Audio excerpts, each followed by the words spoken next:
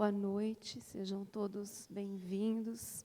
Sintam-se abraçados por Jesus, acolhidos amorosamente nesta casa, nesta noite tão agradável. Eu tenho observado que, embora nós já estejamos em 2016, muitas pessoas ainda não compreendem direito o que é ansiedade e depressão. Por mais que a gente ouça na televisão, que a gente vê na internet, que a gente leia, tem muitas pessoas que não sabem o que é, não sabem identificar, e trata os familiares, os amigos, até nós mesmos, quando passamos por isso, com um certo descaso e, às vezes, preconceito. Então, essa história que eu vou contar para vocês, ansiedade e depressão, ela começa com uma garotinha que ela tinha ansiedade e depressão. E ela era muito fã de quadrinhos, em especial de um autor inglês de quadrinhos. E um dia ela resolve escrever para ele, contando como que ela se sentia depressiva e ansiosa. Porque ela falava para a mãe dela aquilo que ela sentia e a mãe não a entendia. Então ela escreveu uma cartinha para ele contando tudo o que ela sentia, todos os detalhes. E lendo essa cartinha dela, ele resolveu então fazer uns quadrinhos e ele publicou isso na internet para que as pessoas tivessem mais conhecimento e esclarecimento do que é ansiedade e depressão. Então esses quadrinhos são dele. A depressão, ela é uma doença psiquiátrica, crônica e recorrente. Ela produz uma alteração do humor, caracterizada por uma tristeza profunda, sem fim, associada a sentimentos de dor, amargura, desencanto, desesperança, baixa autoestima e culpa. E proporciona distúrbios do apetite, dores no corpo e por aí vai. Quem já teve depressão já vai se identificar com o que eu estou falando.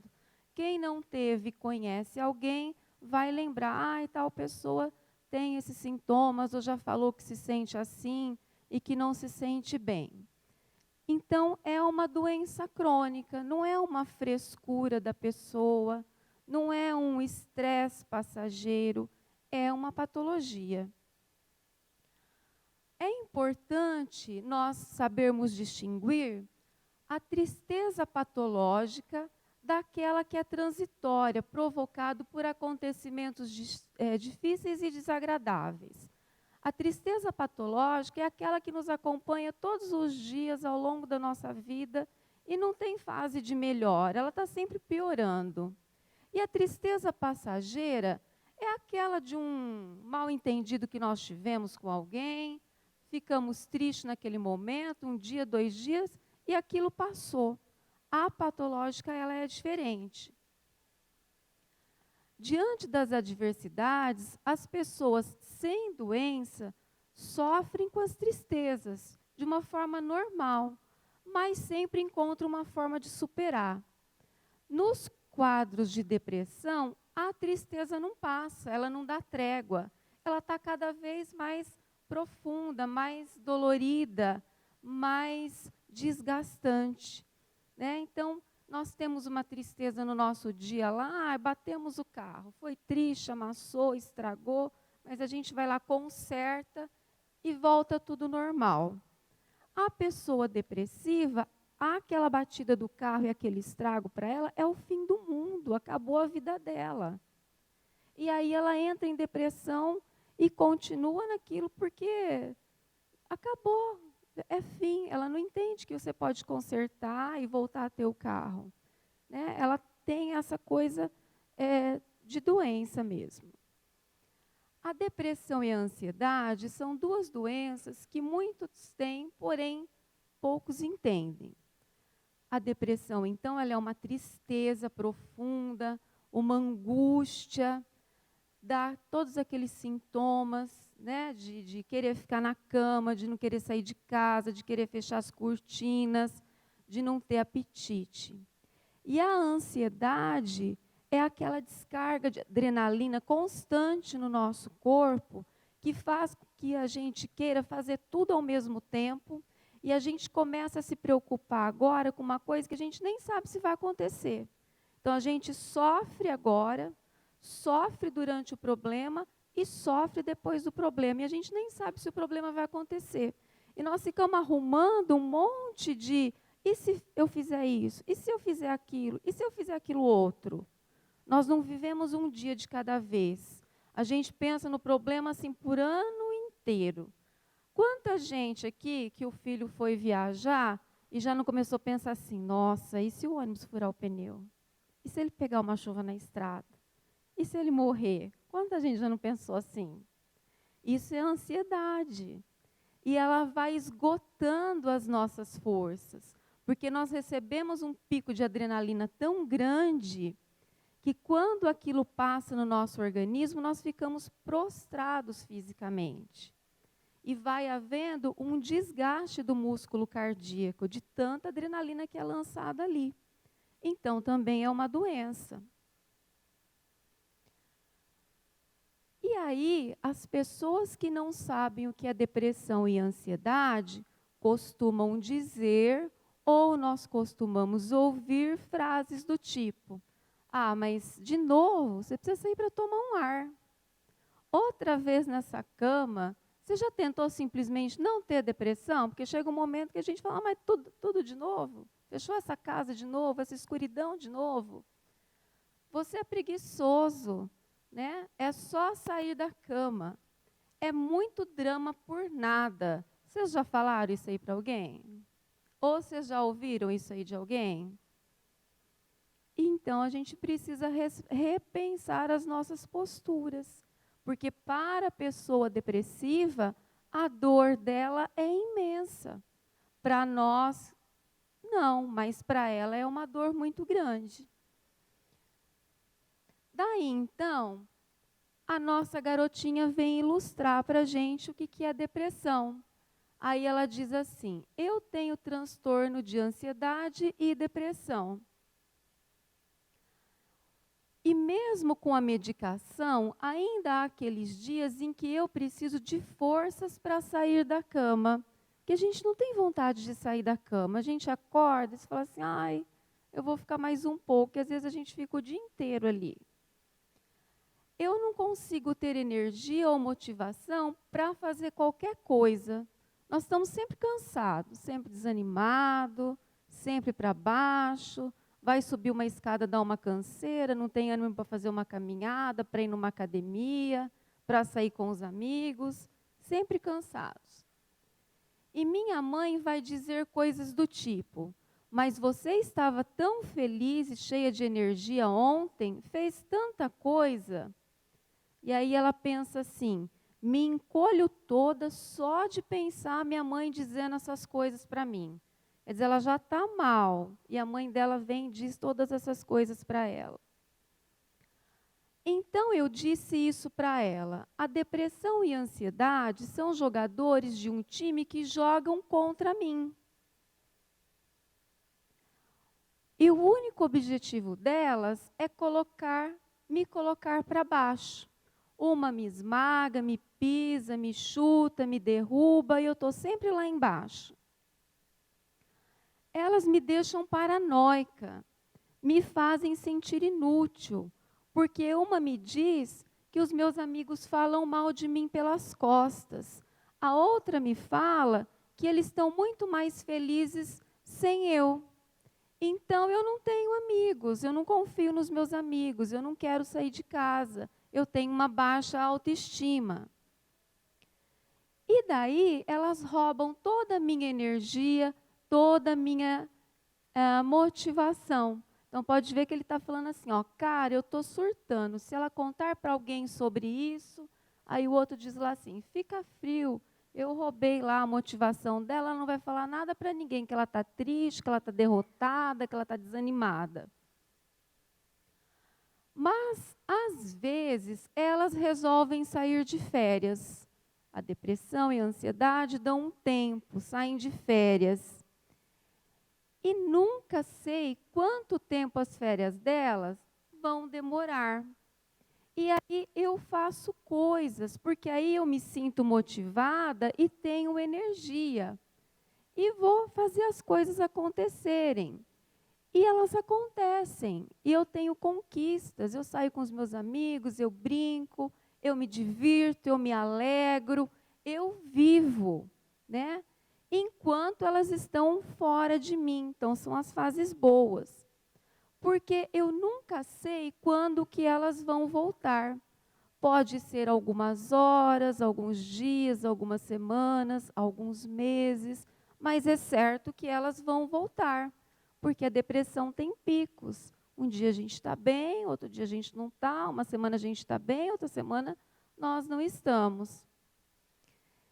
E aí, realmente, ela nunca sabe quando vai voltar.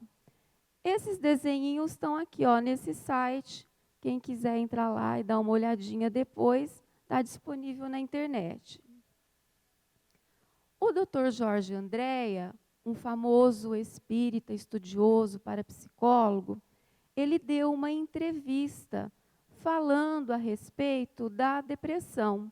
Aí fizeram várias perguntas para ele e ele dá várias respostas. Eu vou passar o vídeo aqui para vocês. Dá para passar aqui? Tá certo? Pedir lá o auxílio dos meninos.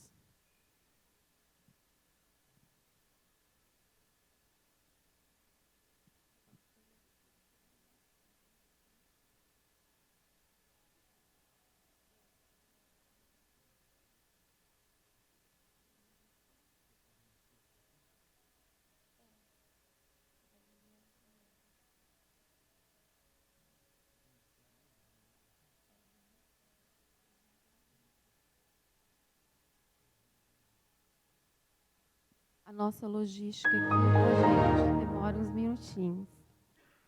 Mas o Dr. Jorge Andréa, ele vai explicando para a gente o que é a depressão. Aí ele vai falando a depressão do ponto de vista da doutrina espírita, do ponto de vista da ciência. E depois ele vai explicar quais são os tratamentos que tem para a depressão. E é muito interessante aquilo que ele fala, porque são coisas bem atuais. Ele já está assim bem velhinho, mas ele tem ótimos livros de estudos da doutrina espírita. Eu coloquei alguns ali, ó, Os Insondáveis Caminhos da Vida, Encontros com a Cultura Espírita, Correlação Espírito-Matéria. São todos livros de estudo da parte científica, que abrange a parapsicologia, que ele tem estudos nessa área. Tá?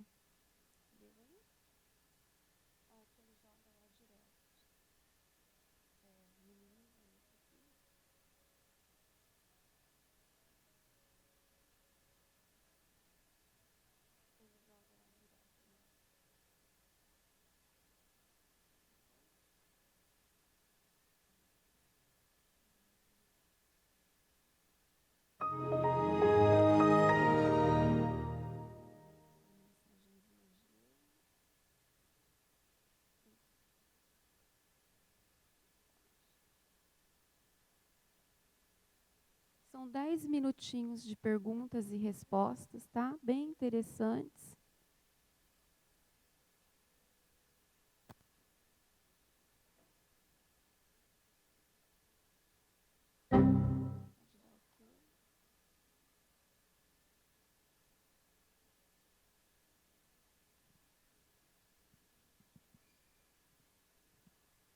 No futuro a gente vai ter tudo em holograma, né? Você clica aqui, aparece holograma aqui, ali. Vai ser bem mais interativo, né? Se Deus quiser. Até na medicina, né? Você vai lá consultar, o médico puxa aquele holograma lá, lembra do filme Star Trek? Vem aquele negócio lá, sobe o holograma da pessoa, aí eles veem um negocinho cura lá. Pensou que beleza? Isso é fantástico, É possível né? sair do labirinto Abrir a janela, descobrir esperança e luz. Veja na entrevista que Daniel Amador fez com o psiquiatra Jorge Andréa, no Rio de Janeiro. Tudo bem, Jorge? Tudo. Vamos começar com a definição de depressão.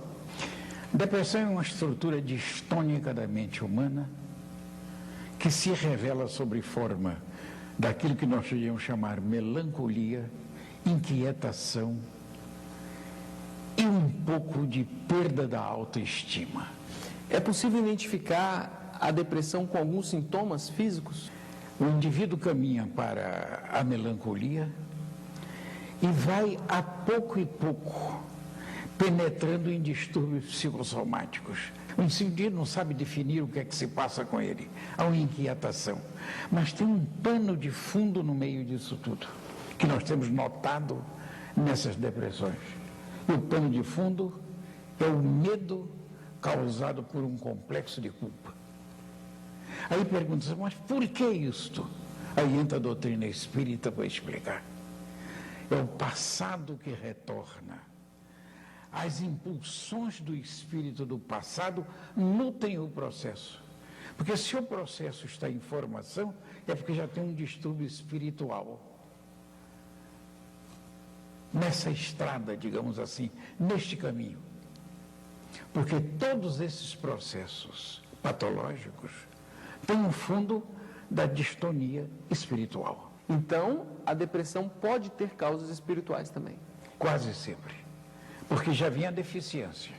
Agora, o reflexo vai se dar na zona física, nos neurotransmissores, as dificuldades que vão aparecendo, e da fenomenologia já conhecida pela ciência.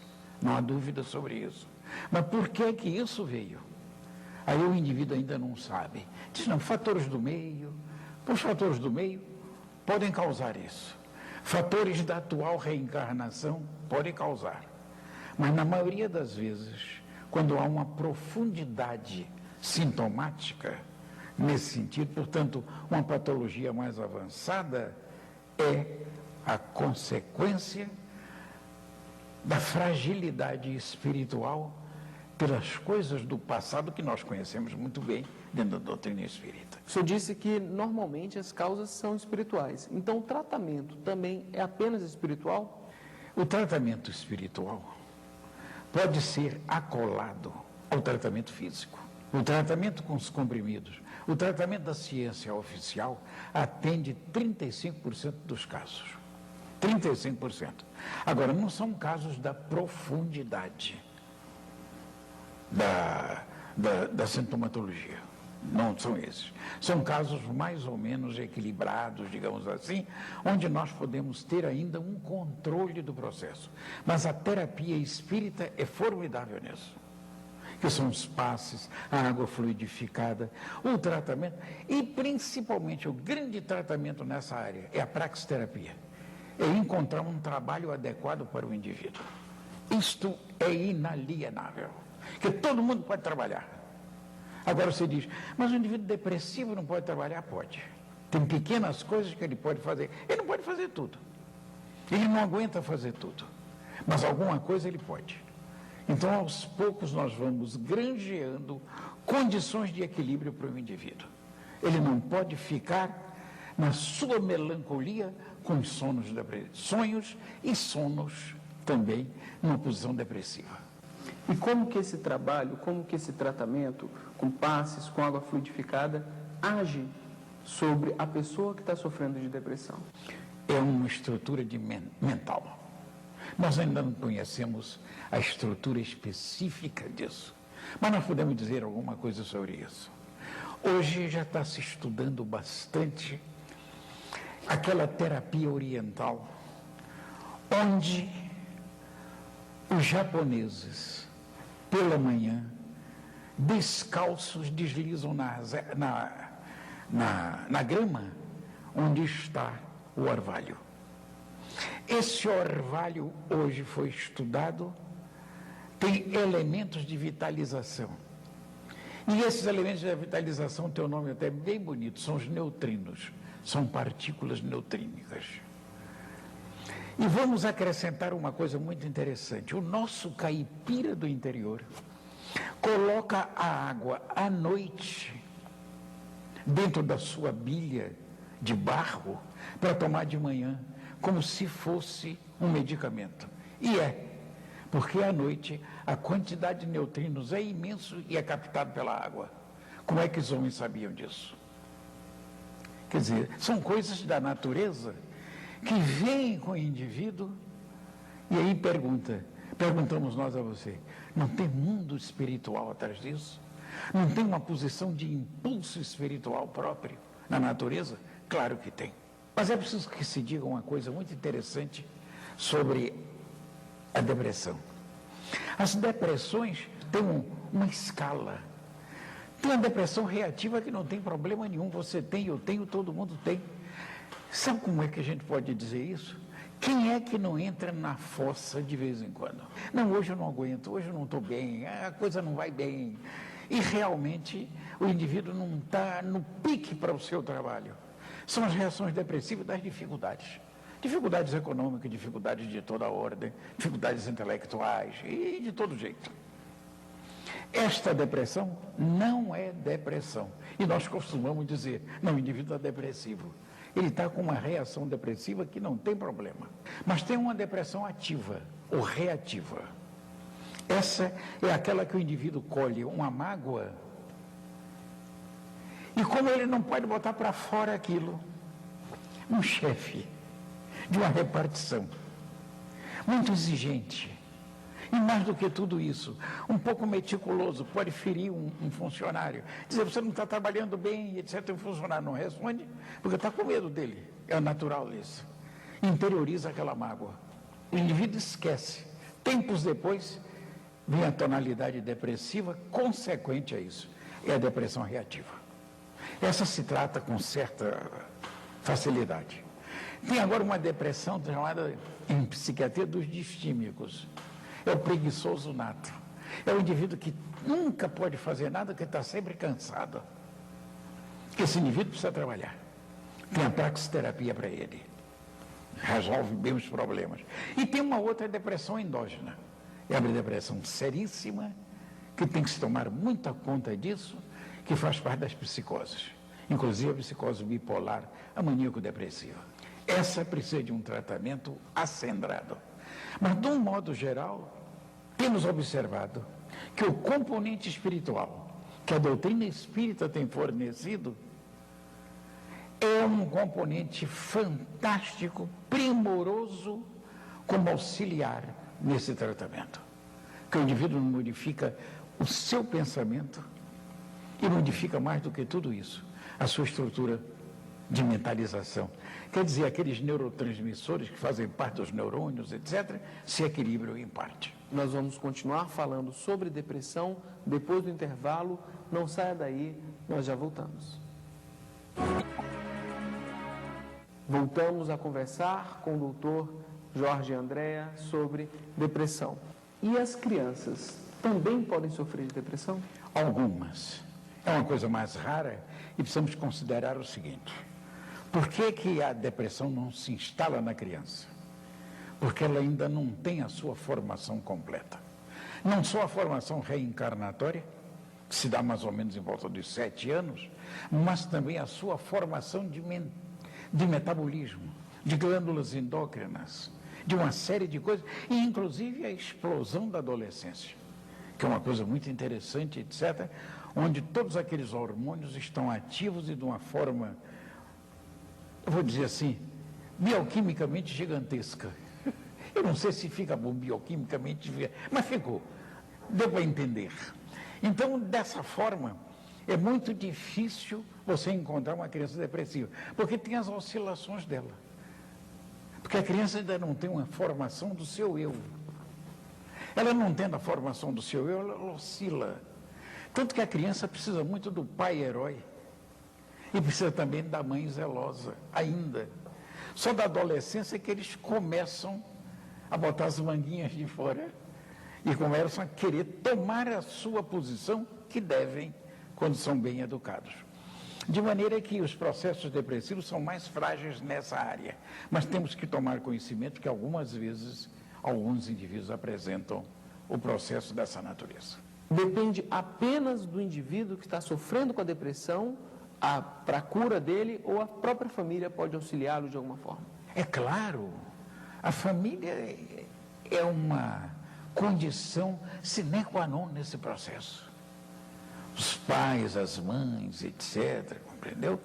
Os amigos, etc., concorrem grandemente para o indivíduo sair do processo, não tenha dúvida. Agora, é preciso a parte psicológica em ação. Quando nós estamos falando na parte psicológica, são psicólogos adequados, aprimorados, que sabem o processo, conhecem as coisas e levam a condição para um trabalho mais preciso.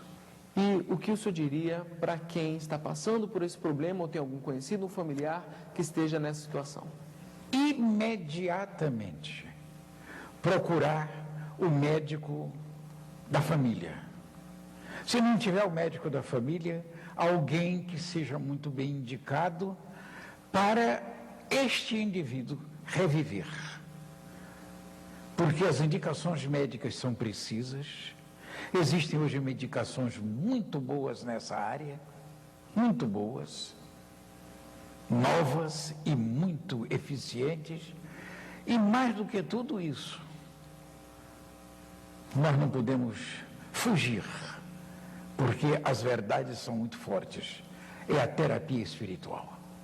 A terapia espiritual é fantástica, porque o indivíduo que vai a uma palestra espiritual, ele colhe o halo magnético do centro. Estamos falando de coisas sérias. Do indivíduo que pode doar alguma coisa. Os passos magnéticos é uma transferência de amor. Nada mais importante do que uma mãe que faz um agrado para um filho e dá um abraço. É o passo magnético mais interessante e preciso que nós podemos computar. O pensamento do pai também é muito importante. Enfim, o zelo da família. E precisamos de uma retomada novamente de equilíbrio para a família mundial, que está um pouco destroçada pelas dificuldades, pelos tombos, por falta de amparo e por um trabalho exaustivo, quase sem meta. Então, gente, aí então ele está falando, né? Isso. Então ele falou coisas muito importantes aí. A questão da culpa que nós sentimos, que as pessoas sentem. De onde vem essa culpa? Ela vem do nosso passado, de coisas que nós deixamos de resolver no passado. E a nossa consciência acusa. E chega num certo estágio da nossa vida, em contato com o meio ambiente, isso surge na forma de depressão.